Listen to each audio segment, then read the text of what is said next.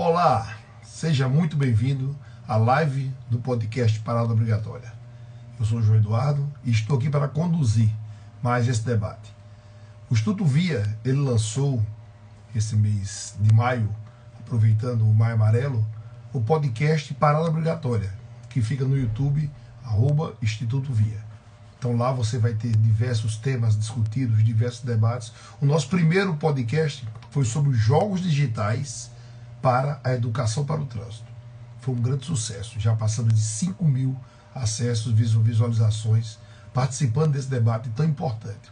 E hoje nós decidimos trazer para aqui um debate que está palpitante demais, especialmente entre os especialistas em trânsito, que é o transporte de passageiros em motocicletas via aplicativos. Então esse debate está realmente palpitante e a gente precisa tratar ele com muita responsabilidade.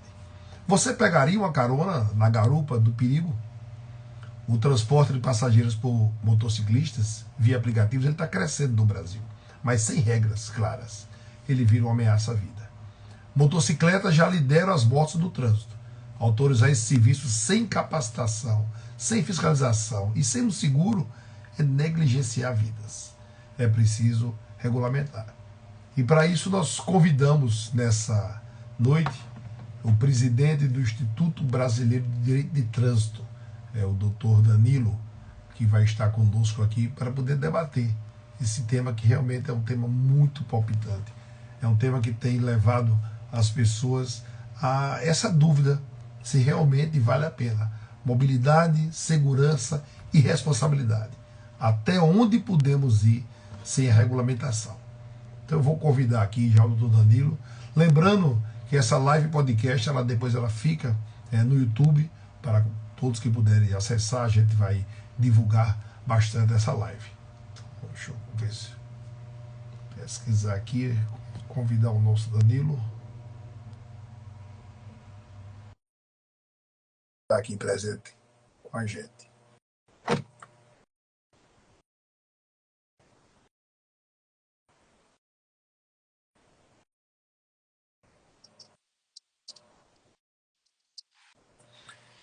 Doutor Danilo, boa noite. Boa noite, meu amigo, Alegria grande companheiro. recebê-lo aqui nesse nosso podcast Parada Nossa, Obrigatória. maior A ainda em gente vai ter, tem participar. duas versões dele, uma em estúdio, né, e o outro faremos algumas lives para que a gente possa falar com o Brasil todo, conversar com pessoas. E não poderia deixar de estrear, né, essas lives externas com o amigo especialista em direito de trânsito, presidente do Instituto Brasileiro de Direito de Trânsito, que tem feito a diferença nos debates nesse Brasil todo. Então, recebê-lo aqui, Danilo, é uma alegria muito grande. Realmente um momento de muita satisfação. E eu vou começar pedindo que você fale um pouquinho sobre Danilo e fale um pouquinho sobre o IBD Trânsito.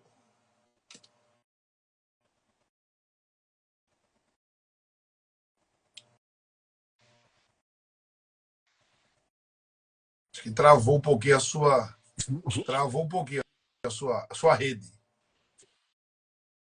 Voltou Voltou. agora, Agora é que eu estou voltou. em Aracaju, a chuva aqui Perfeito. tá. É o que eu estava A, pedindo, Danilo, que você falasse um a chuva pouquinho aqui tá. sobre Danilo Oliveira e sobre o Instituto Brasileiro de Direito de Trânsito. João, você é partícipe dessa jornada da gente, é um grande companheiro que a gente compartilha aí do propósito sobre trânsito, segurança viária e preservação de vidas no trânsito.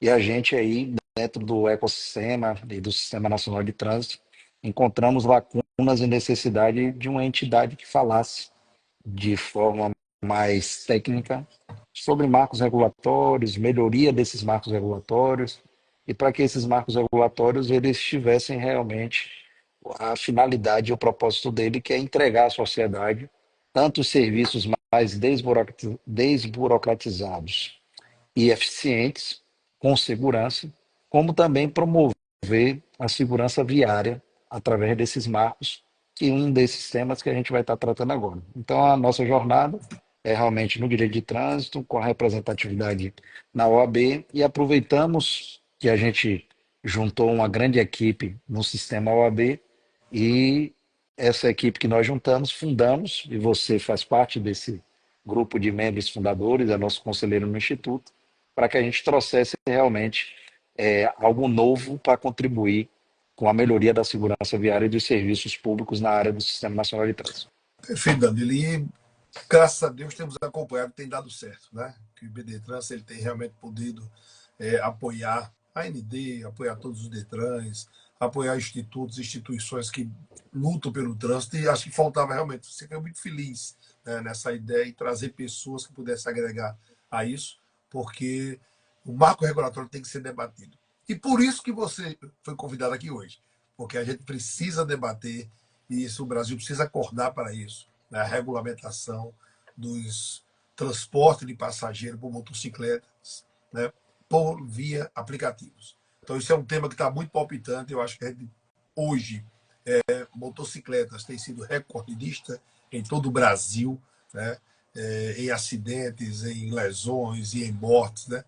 Então, a gente tem que ter muito cuidado para que não leve e não aumente. É como eu falei aqui no início do editorial, eu dizendo, você tem coragem, né, de pegar uma garupa, né, sem segurança nenhuma, você agarrado ali no aplicativo que não tem nenhuma regulamentação, não tem nenhum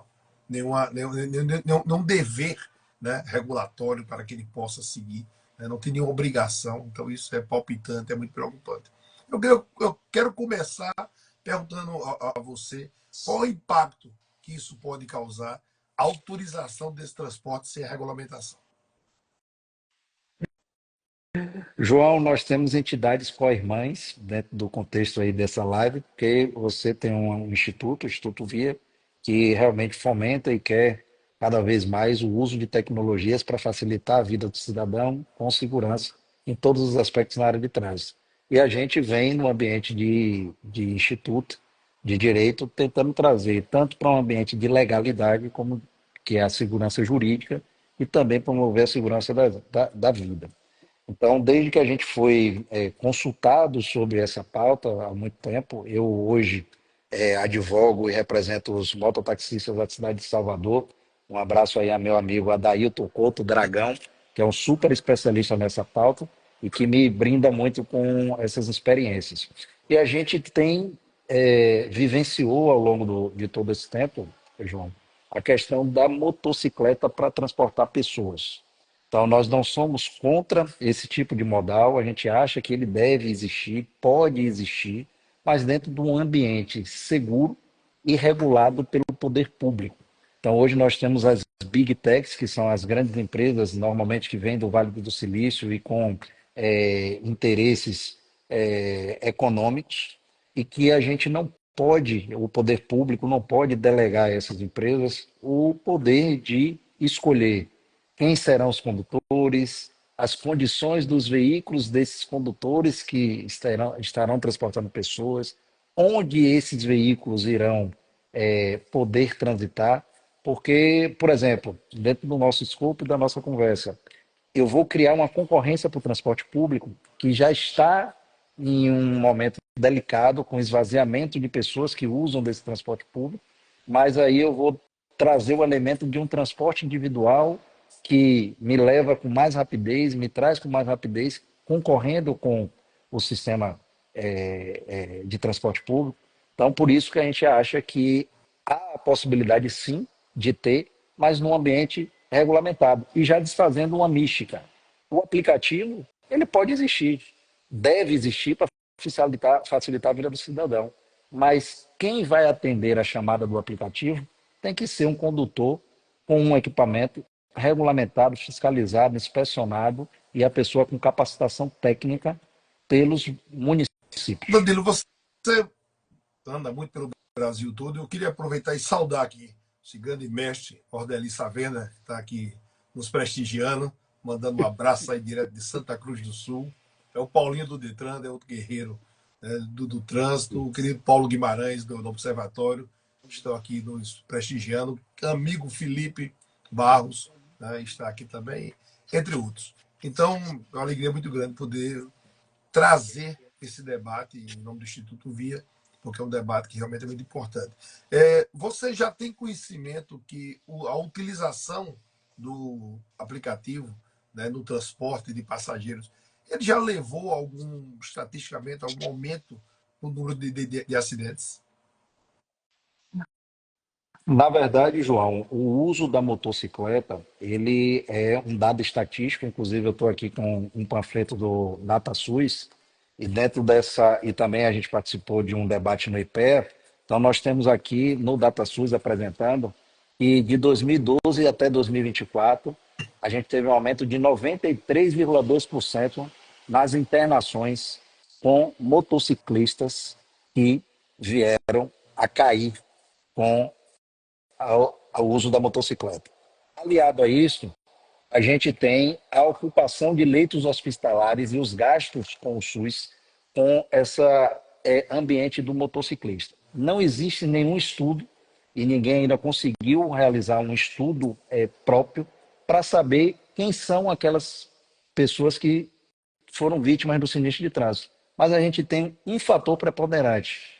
A partir do momento que nós fomentarmos o uso da motocicleta para transporte de pessoas, como eu falei aí em uma das minhas publicações, a gente vai estar colocando nitroglicerina num ambiente que já está perigoso, vulnerável, porque eu vou oferecer mais demanda, mais pessoas comprando motocicleta para tanto exercer atividade profissional como para atender a demanda.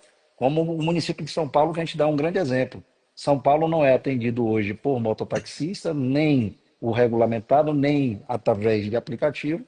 E a partir do momento que você trouxer isso, os próprios dados das operadoras desses sistemas dizem que em um curto espaço de tempo houve uma enxurrada de pessoas utilizando o modal. Obviamente que se a gente tem um número muito grande de pessoas que estão sendo vítimas de sinistro de trânsito por motocicleta, quanto mais pessoas começarem a circular com isso, mais a gente vai ter o número de sinistros e vítimas de sinistro de trânsito. Isso é uma conta, é uma regra de três. Mais moto, mais sinistro. Não tem como É um processo ser diferente. natural, né? Eu peguei alguns dados também aqui estatísticos, e São Paulo, de 2023 para 2024, ele teve um aumento de 20% nos acidentes com motociclistas, né? Então, isso é muito palpitante. Saudar aqui essa guerreira, essa amiga Irene Rios, que está aqui nos prestigiando, né? Essa mulher é uma guerreira da educação para o trânsito, né? O Farias, advogado, o grande Jean da Fenealto, o cara que transita com muita facilidade, né? Falando aqui a opinião de Felipe. Felipe entende que o aumento de sinistros se deve como uma consequência social. As pessoas passaram a optar mais pela moto por uma questão de custo-benefício, como o doutor Dele acabou de falar, né? E os carros, antes da pandemia, eram um valor. Hoje são outros. E levando a população a optar pela morte, né? Então, especialmente aqui na nossa área, Danilo, Bahia, o Nordeste, né? Aqui Paraíba, realmente o nível de motociclistas na rua tem aumentado assustadoramente a cada dia, né? E realmente assim não conseguimos ainda trazer do poder público um olhar diferenciado para isso, né? Um olhar de incentivo às faixas azuis, de financiamento disso, né? Um olhar de regulamentação mais severa, especialmente pelo transporte alternativo, né? Porque esse pessoal, eu também tenho conversado muito com eles querem a regulamentação, né? Eles querem ter o direito de trabalhar, e você advoga para a associação, mas precisa de regulamentação. E aí eu vou te fazer uma pergunta, né? É, o que o IBD Trânsito tem feito para levar esse debate, né? Seja para o Legislativo, seja para o Senatran, seja para o CONTRAN, com relação à regulamentação, e onde ela começa já a acontecer, Danilo? Mandar um abraço aí para Paulo, um grande parceiro do Observatório. Inclusive, eu faço a coordenação de esforço legal do Observatório e deixo aqui já a minha posição, né, para que não gerem dúvidas. Eu sou a favor do transporte de passageiros por motocicleta, mas de forma regulamentada. Então, para ficar muito claro que nós não somos contra isso. E, inclusive, com o prefeito Ricardo Nunes, a gente falou sobre isso e deixamos bem claro, até pela questão legal, existe um dever dos municípios em regulamentar esse tipo de modal. E o Instituto tem feito exatamente isso. A gente tem feito um trabalho de auxílio técnico, levando dados, informações, aproximando o Sistema Nacional de Trânsito, aproximando a entidades como a nossa, como o Observatório, como a própria FENEALTA, que a gente fala com o presidente Igor Valência, sobre a formação do condutor, sobre a qualificação dessas pessoas que conduzem passageiros em motocicleta, Ministério da Saúde, através da Letícia. A gente lê bastante conteúdo, inclusive o secretário nacional de Trânsito do Aldo foi muito feliz em uma matéria que ele fez para o CNN, dizendo que o transporte de passageiros por motocicleta é um fator social. Então, a gente não vai olhar só a parte da segurança viária, existe todo um contexto. Contexto esse que, inclusive, a gente tem a pauta racial. O número maior de pessoas que estão indo se aventurar no transporte de passageiros são negros, jovens e que não estão tendo espaço no mercado de trabalho, porque não tem uma boa formação. Então, é um ambiente que as pessoas estão vendo como uma possibilidade de se incluir no mercado de trabalho. Então, isso é importante. Por que está acontecendo isso? Segundo fator importante é porque as pessoas têm a necessidade de ser transportado por motocicleta. É porque o transporte público não está sendo eficiente, não tem qualidade. A pessoa não tem a garantia do horário que sai e do horário que chega.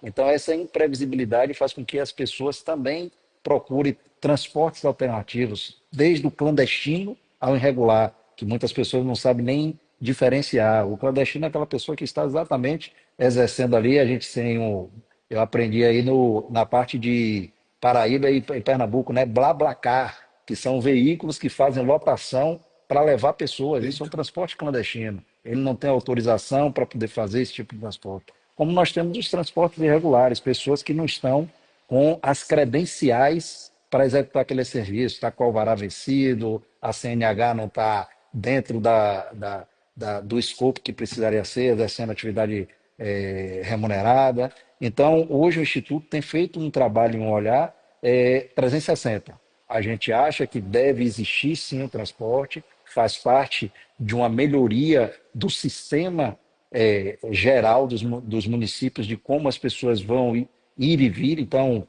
plano de mobilidade, mas elas não podem concorrer, elas têm que se complementar. Então, dentro dessa regulamentação, inclusive, eu tenho uma medida polêmica em Salvador, junto com os mototaxistas, dizendo, ó, mototaxista para mim não deveria entrar em via expressa. Eles deviam ser coletores de bairros para alimentar o transporte público. Inclusive, hoje nós temos tecnologia suficiente, você que gosta. Então, é por OCR, vou lhe dar o alvará, vou dizer a área que você pode circular, e se você sair da área, você vai ser multado administrativamente. Ou seja, para eles contribuírem. Então, a gente tem vários conceitos, last mile, micromobilidade, e eu acho que o mototaxista pode muito bem ajudar, alimentando dos bairros para o transporte público, trazendo para terminais de metrô, terminais de ônibus, tirando as pessoas aonde o transporte público não chega, ou quando chega, ele é muito precário, porque as avenidas, ruas, elas não têm capacidade de absorver outros modais, como ônibus, vans e aqueles alternativos. Puxando mais para a questão legal, Danilo, como é que você vê essa questão de essa falta de regulamentação, ela conflita diretamente na responsabilização das pessoas no acidente de trânsito, não é isso? Não, a regulamentação, João, quando eu li a decisão judicial do juiz do primeiro grau que deu a liminar que foi cassada depois pelo tribunal, eu inclusive fiz essa troca com o Paulo, aí disse, ó Paulo, eu entendo que o judiciário e o juiz teve um erro, que faz parte, por isso que a gente tem vários graus e várias instâncias. Ele não deveria autorizar, ele deveria dar um prazo para que a Prefeitura de São Paulo regulamentasse e implementasse o serviço. Mas ele colocar com que não haja a regulamentação e essas pessoas comecem a se aventurar, e ainda deu um exemplo, não para Paulo, mas para outra pessoa. Disse: imagine se um jovem resolve desenvolver um aplicativo e ele também começar a cadastrar motociclista para fazer. Nós estamos fazendo de Big Tech, mas eu posso pegar qualquer pessoa e dizer: não está autorizado para as Big Tech, das empresas grandes? Eu também Sim. vou desenvolver um aplicativo e vou começar a cadastrar mototaxista, dizer, ó, agora é Danilo Criar o meu Uber. Motociclistas. Eu vou cadastrar, eu vou criar o meu e vou começar a cadastrar pessoas e dizer, agora você vai, vou te dar moto, vou te dar tudo, e você agora vai trabalhar para mim conduzindo passageiros. Por que não? Então, um ambiente desregulamentado, ele não é legal. E aí a gente vem para realmente para as leis. Nós temos o plano de mobilidade, que diz que o transporte particular de passageiros é para veículos e categoria B, não diz A, mas da mesma forma, a lei que diz do mototaxista, ela diz que é um dever dos municípios regulamentar aquele tipo de atividade. Perfeito. E, na sua opinião, o que não pode faltar numa regulamentação para esse modal? Não pode faltar plano de mobilidade atualizado. Então, hoje, todos os municípios que pretendem fazer a regulamentação têm que ter um plano de mobilidade para exatamente fazer com que não sejam concorrentes, sejam complementares, dizendo quais são as vias, os locais em que existe essa demanda, e também para saber o número de mototaxistas que cabem, que são alvarás igual a taxista. Então, quantos profissionais cabem serem autorizados a executar aquele tipo de serviço? Segundo, não pode faltar um plano onde você tenha quais são as condições das motocicletas. Então, nós temos a resolução do CONTRAN, dizendo que as motocicletas têm que ser placa vermelha, ter alguns equipamentos, corta-pipa, mata-cachorro, então uma série de outros itens. E aí o Poder Público Municipal tem que regulamentar para inspecionar periodicamente esses veículos, para saber se eles estão em condições de trafegabilidade, nas mesmas questões que a gente tem do taxista. E, por último, a gente tem a regulamentação do próprio taxista, mototaxista, onde também a resolução diz o que é que ele deve ter, colete, capacete, padrão, mas a própria prefeitura precisa trazer outros elementos que tragam mais segurança, tanto para quem está conduzindo, como para quem vai ser conduzido. Eu recebi uma matéria dizendo, inclusive, que a gente já está tendo uma série de problemas de doenças capilares pelo uso do capacete não higienizado. Então, isso o CONTRAN não regulamenta. O município tem que regulamentar, dizendo como é que é a higienização, qual o tipo de EPI que pode ser usado obrigatoriamente, touca, o que é que deve ter sido, para preservar a saúde pública, né? Então você vê que tem que ser regulamentado pelo município, que é quem está próximo da realidade de quem está usando aquele tipo de Perfeito, transporte. concordo com você. Eu acho que o município ele está muito ausente desse processo. Tem atuado muito politicamente, né? E ainda não encarou, né, com muita seriedade o que está acontecendo com os mototaxistas, especialmente os de aplicativo, né? Que tem tempo para entregar. Então, os proprietários dos restaurantes, do comércio, têm dado tempo, então ele tem que entregar em tanto tempo. E para que ele cumpra esse tempo, ele precisa sair realmente passando por calçada, atropelando tudo, fazendo corredor.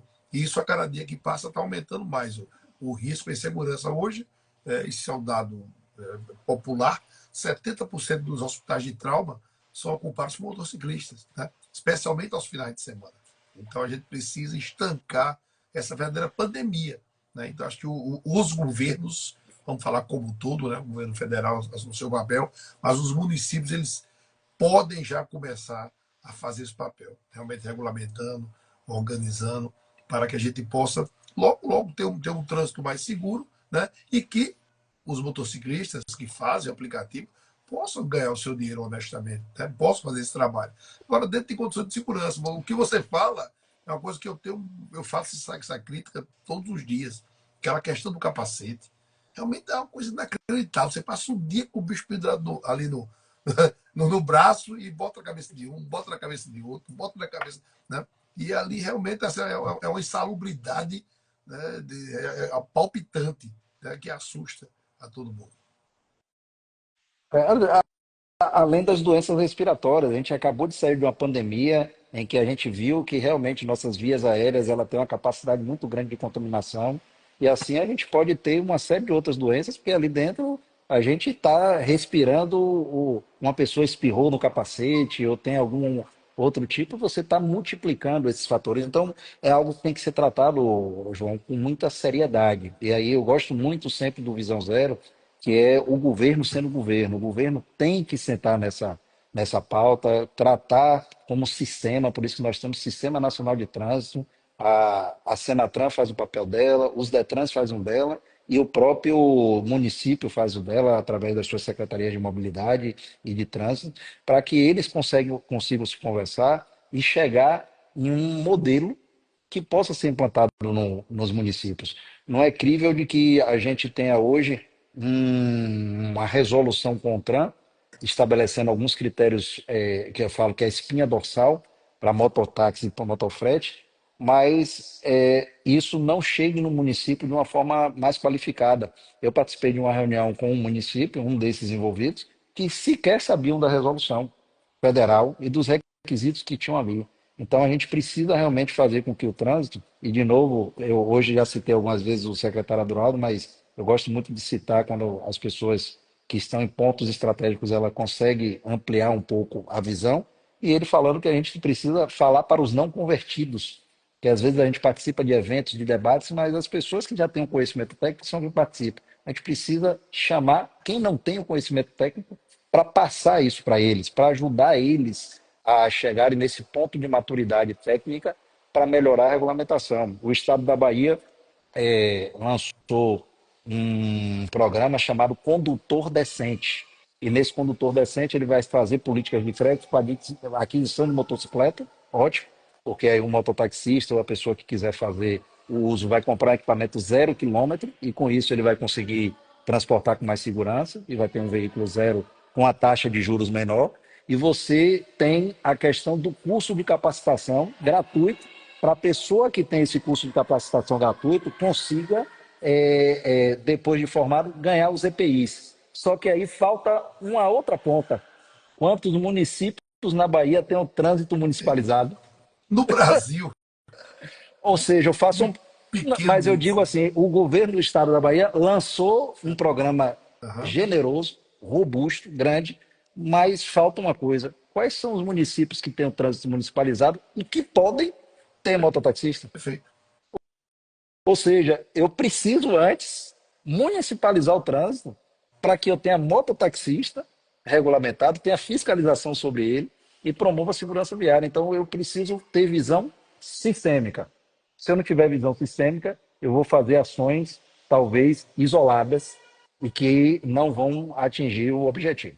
Perfeito. Saudar aí a entrada de Carol Marinho, saudar a Savana, né, mais uma guerreira dos Detrans desse Brasil, né, que buscam fazer a diferença na segurança no trânsito. E estamos conversando com o doutor Danilo sobre o transporte de passageiros, motociclistas, né, por via aplicativo.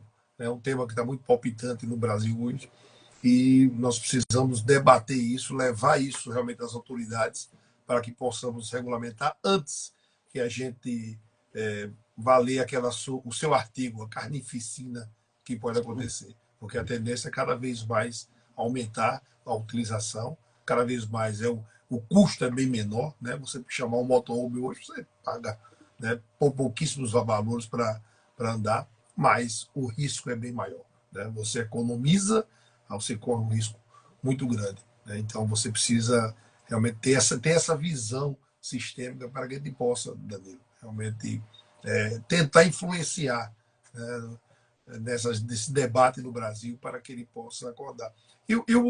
O IBD Trânsito já tem alguma gestão em cima disso em relação à nossa Câmara Federal? Já tem alguma coisa de regulamentação a nível de lei que está sendo gestado, está sendo discutido? João, ainda não há uma necessidade, porque nós já temos um arcabouço jurídico robusto e que precisa ser melhor avaliado por técnicos e implementado. Então, tanto a lei de mobilidade como a lei do mototaxista, ela já é, junto com a resolução do CONTRAN, ela já é suficiente para a gente começar a fazer um trabalho e com esse trabalho fazer o fomento. Porque não adianta a gente criar mais legislações. Já temos uma lei também que diz que os municípios são obrigados a ter o plano de mobilidade, porque se não tiver o plano de mobilidade, não chegam recursos para essa pauta para os municípios. Então, nós já temos tudo aí. Agora é a mesma questão da municipalização. Como obrigar os municípios a realizar essas atividades? Ou, se não for obrigado, como convencê-los? Então, precisa ter alguma medida via Ministério Público para trazer dados, estatísticas e mostrar que o gestor público está falhando por desconhecimento nessa pauta, e assim vinha uma recomendação técnica: olha, você precisa fazer isso, municipalizar o trânsito, fazer plano de mobilidade, sob pena de se responsabilizar por todos os custos gerados por sinistro de trânsito. Você vai ter que indenizar as famílias que tiverem qualquer tipo de problema sinistro de trânsito, porque você não fez a sua parte como governo de fazer o arcabouço legal para ver o trânsito com mais cuidado, com mais carinho, cuidar do seu povo. E como a gente fala a todos os gestores municipais, você prefere gastar ou investir? Aí todos, doutor Danilo, lógico que eu gosto de investir, mas na pauta trânsito você só está gastando. Você está gastando o recurso da saúde, você está gastando com previdência social, você está gastando com as mazelas e as famílias que estão esperando uma pessoa retornar e essa pessoa não retorna mais, vítima do sinistro de trânsito. Então vamos começar a investir. E a gente fez um teste em um município da Bahia, em que foi autorizado a Polícia Militar a fazer fiscalização de trânsito por um final de semana. E o trânsito lá Sim, não era municipalizado. O índice de internamento caiu 90% por vítima de sinistro de trânsito, porque tinha a perfeito, ostensividade de uma perfeito. fiscalização. E esse dado foi levado ao prefeito. Prefeito, veja lá com a UPA, que é a unidade pública de saúde que tem, quantos internamentos teve nesse final de semana onde houve a operação da Polícia Militar. Caiu em 90%. Perfeito. Essa visão Então, isso é o investimento. eu tive uma reunião com o comando da polícia, da Paraíba, e ele falou isso. Ele fez: João, em todas as blitz que a gente vai fazer moto, a gente apreende 90% dos abordados. Ou seja, se a gente tivesse uma ostensividade maior, se a gente conseguisse, você está corretíssimo, conseguisse tirar, né, de circulação essas pessoas que, além de ter o veículo completamente sem nenhuma segurança, também não tem da documentação, da carteira de habilitação, né, e estão aí nas ruas. E realmente esse poder público ele precisa realmente agir com muita força nisso. A Carol está dizendo aqui que o prefeito Eduardo Paes saiu na frente nesse sentido, com o acordo de cooperação com os aplicativos. Ela está também ilustrando que no JET, a jornada do trânsito maravilhosamente conduzida pela FENEALTO, pelo nosso presidente Igor, pelo doutor Jean, que está aqui nessa live, vai tratar sobre o assunto e o prefeito está lá, falando sobre o seu projeto. Você tem conhecimento, Danilo, dessa cooperação que Eduardo Paes fez? Não, eu tive a notícia, ainda não me apropriei da matéria, mas eu acredito que, inclusive, a gente teve no Rio de Janeiro, com o nosso membro Gabriel França, tivemos com o presidente da Alerj, tratando de uma série de assuntos, e dentre eles a gente deu um insight exatamente sobre essa questão de que não somos contrário ao aplicativo, não somos contrário a nada, mas o aplicativo deve ser uma ferramenta para os regulamentados. Não pode ser para o desregulamentado, aquela pessoa que não tem nenhuma chancela do poder público para isso. Tanto, e a gente leva como exemplo o exemplo de Dunga lá em Campina Grande, aí, né? Que Dunga fez um ambiente em que a pessoa quer se regulamentar, porque o próprio município contrata um mototaxista regulamentado para fazer serviços da prefeitura, levar material escolar, levar material médico, levar insumos na casa das pessoas, para as pessoas não precisarem ir mais para a fila 4, 5 horas da manhã para pegar um medicamento, para pegar um material escolar. Então, ele criou um iFood público, vamos fazer, que leva esse valor. Na Bahia, mesma coisa, Banco do Brasil e algumas outras entidades privadas e de sociedade de economia mista, elas contratam os regulamentados para levar malotes. Então, quer dizer, isso faz com que a pessoa queira se regulamentar. Que a partir do regulamentado, você tem lá antecedentes criminais, uma pessoa capacitada, que vai ter carinho, vai ter cuidado, que tem o poder público chancelando ele. E aí, quantas pessoas hoje têm medo, às vezes, de mandar uma encomenda por um aplicativo e depois essa encomenda some, você vai ficar atrás de um celular falando com uma pessoa, um robô, um chatbot, que não vai resolver, como acontece muito com itens perdidos em veículos, que você não consegue pessoalizar. É só uma ferramenta tecnológica que fica ali tentando lhe auxiliar. Então, a gente acredita muito que no Rio de Janeiro vai ser um exemplo se ele realmente estiver dentro do escopo que a gente ouviu na nossa visita ao Rio de Janeiro. Perfeito. Estamos conversando aqui com o doutor Danilo Oliveira, presidente do IBD Trânsito, Instituto Brasileiro de Trânsito, instituto que novo, né, Danilo? Um instituto que ainda está quase que nascendo, mas que já tem cara de gente grande, já tem atitudes de gente grande, já tem ações de gente grande, já é respeitado entre os órgãos que fazem o trânsito nesse Brasil. E aí é uma alegria muito grande também poder fazer parte desse instituto, ser um dos fundadores dele e ser conselheiro hoje está ao seu lado nessa luta. Danilo, a proposta era fazer meia hora, já vamos chegar a 40 minutos, né? Porque hoje você sabe que rede social hoje não pode ser longa mais. Antigamente você fazia podcast Ah, de 2 horas. As pessoas têm um nível de ansiedade muito alta e a gente pega esses podcasts e faz cortes, né? Porque são os cortes que interessam a facilidade da informação.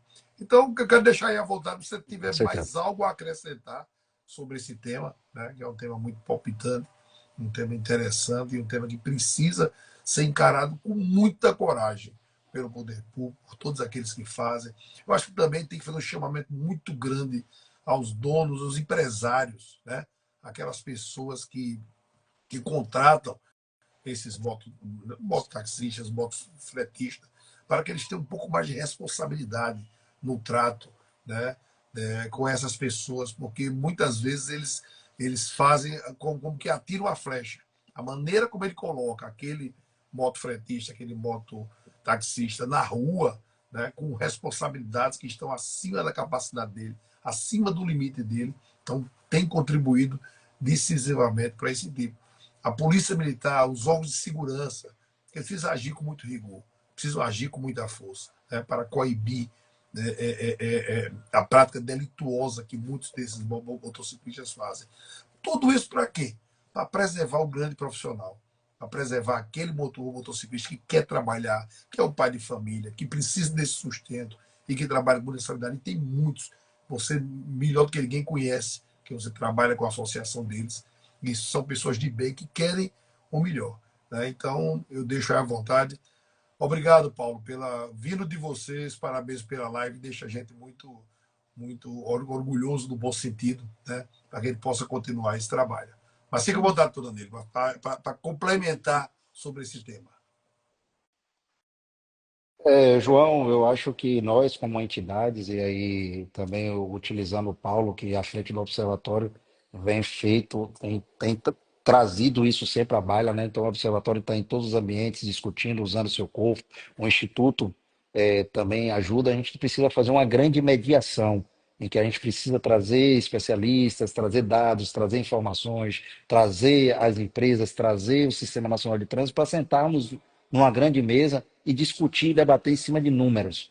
Não adianta levar o judiciário, não adianta levar em outros lugares que a gente fica nessa, você vê, sai uma liminar, é caçada depois, então fica num ambiente que assim nos traz insegurança sobre o que é, tanto para o empresário como para o mototaxista. Comprei uma moto, vou rodar Uber, cancelou, não roda mais. Então a pessoa está, às vezes, gerando essa expectativa. O próprio usuário, pô, eu estou precisando de um mototaxista porque aonde eu moro não tem um transporte público regular, o transporte não chega na minha casa.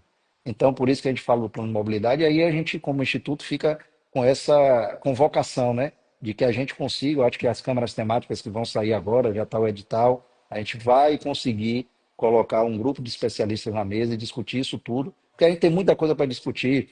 Coloca aqui até a faixa azul. Quanto mais faixa azul você coloca, às vezes as pessoas têm sensação. Agora eu posso comprar uma moto que eu vou andar num ambiente seguro, mas não tem faixa azul na cidade toda. Ele vai rodar em um trecho e o outro trecho que não tem faixa azul. Então, até a política de faixa azul, a gente Perfeito, precisa ter um pouco mais de cuidado para não passar essa falsa sensação. Você não vai andar em faixa perfeito. azul Não, em todo o município, em toda a cidade. Então você vai andar em trechos específicos. Então, quando você for comprar uma motocicleta, será que aquele trecho que eu circulo é seguro? Não é? Eu tenho habilidade suficiente? Então você vê que é algo que precisa ser melhor discutido. Motofrete, a gente não tem esse debate. Aquela mochila do iFood com 4 litros de refrigerante, a pessoa fazendo, aquilo ali tira totalmente tecnicamente, e aí eu sou motociclista, o centro de gravidade de quem está pilotando. Então, tem que fazer a regulamentação. Quem faz entrega com mochila é motofretista, não é outra atividade. Então, a gente precisa olhar as pautas com mais seriedade e com técnica, para a gente discutir, avaliar e, dali, sair com a recomendação de como deve ser feito juridicamente, ajudar os municípios trazendo modelo. Está aqui um modelo de regulamentação, adequa esse modelo de regulamentação à sua realidade aí local, nos convide para a gente sentar na mesa e ajudar a regulamentar você. Então, é isso que a gente propõe aqui, para que a gente tenha exatamente a capacidade do Maio Amarelo 2025. Eu adorei esse tema. O desacelerar deixou de ser algo para a gente refletir, Perfeito. é algo para a gente agir.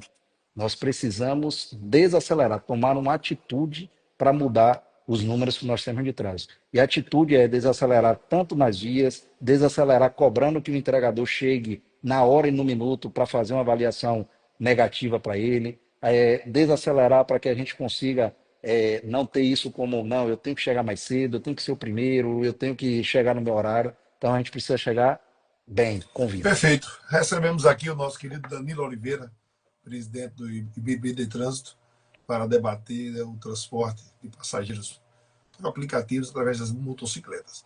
Eu acredito que o Instituto Via deu um passo importante, né, trazendo esse debate à tona. Eu sei que outros debates, eu estava até vendo, eu acho que a Feira Alto vai fazer também uma live, um debate sobre isso, e tantos outros. Eu acho que o momento é de todos nós, que somos especialistas em trânsito, todos nós que fazemos parte do sistema de trânsito Brasil, dar a sua contribuição, de alguma forma, para que a gente possa sensibilizar a necessidade do jeito, porque é uma coisa que não é João Eduardo como especialista, é João Eduardo como cidadão que está sentindo o perigo, né, de andar, de participar da mobilidade com esse tipo de processo. Um abraço ao nosso querido Irene Rios, uma alegria tê-la aqui na nossa audiência.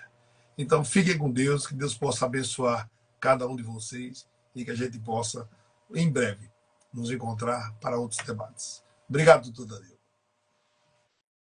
Obrigado, João, por tudo e seguimos juntos. Aquele abraço.